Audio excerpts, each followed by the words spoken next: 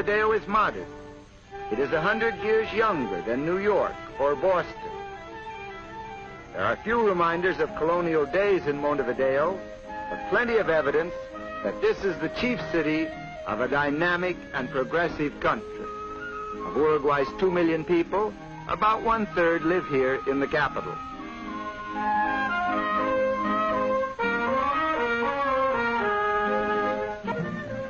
The state-controlled school system reaches every child, even those in the rural areas. Education is free, and it is also compulsory. The government furnishes free textbooks. Later on, these youngsters can go on to secondary school, college, and university, all free, for Uruguay pays the cost of training its lawyers and doctors, its engineers and architects. So here in full swing is Uruguay's other major industry. All of this beef is for export. The best customers are the British. Today, much of the beef before foreign markets for its meat products and its wool, good harbors and easy access to the world sea lanes, these have meant economic progress and security for Uruguay.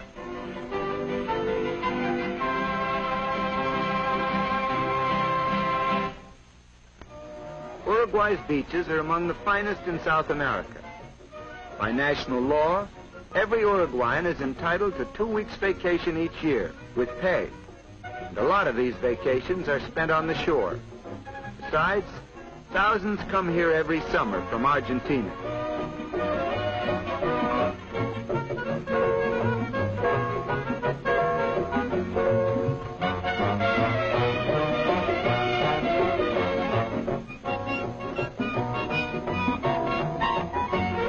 A fine one built with public funds. Casinos and the lotteries helped in raising those funds. Here the poor receive free medical care, including the services of doctors and dentists. Other patients are here because the government's health insurance plan entitles them to hospitalization. It doesn't cost much to be sick in Uruguay.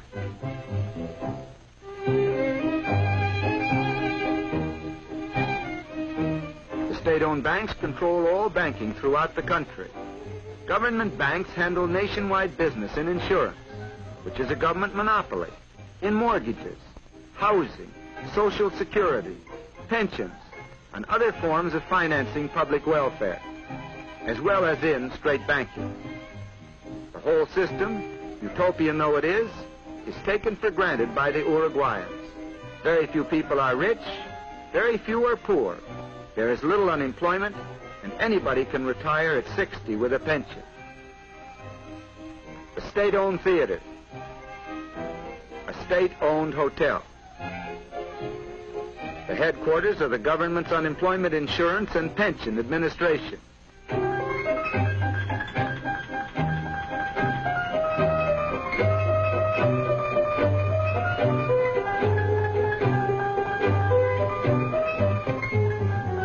The government owns grain elevators, just as it owns factories for processing cement, alcohol, and petroleum.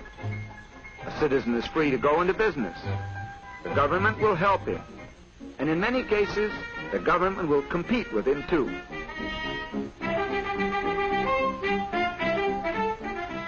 Uruguay is well supplied with railroads. Some of the roads are British-owned, and some are owned and operated by the state, which has provided its lines with streamlined diesel trains.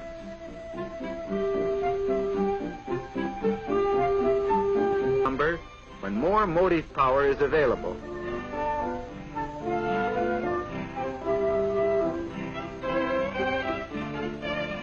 To that problem, the new hydroelectric dam on the Rio Negro is a large part of the answer. The new dam, financed by the government, was started by German engineers using German equipment. But specialists from the United States are helping Uruguayans finish the job. Even with increased electrical power, Uruguay is not likely to become a manufacturing country on a large scale. It lacks raw materials, especially minerals. Stadium in Montevideo is a particularly good one. The brand of soccer played in the stadium is particularly good too. The Uruguayans just naturally take to this game. In 1924 at Paris, and again in 1928 at Amsterdam, they won the Olympic Soccer Championship.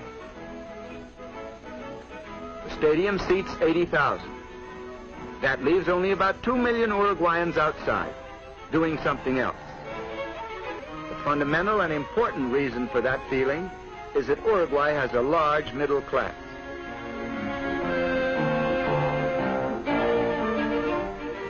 The Senate building, where there has been plenty of proof that Uruguay is a real democracy. Representatives of the people meeting in this chamber have given the country its amazing structure of laws dealing with labor, education, suffrage, public works, and public health.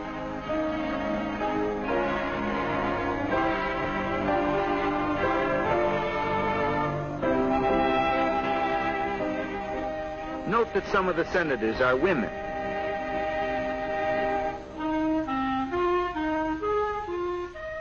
Uruguay has no censorship of news or opinion.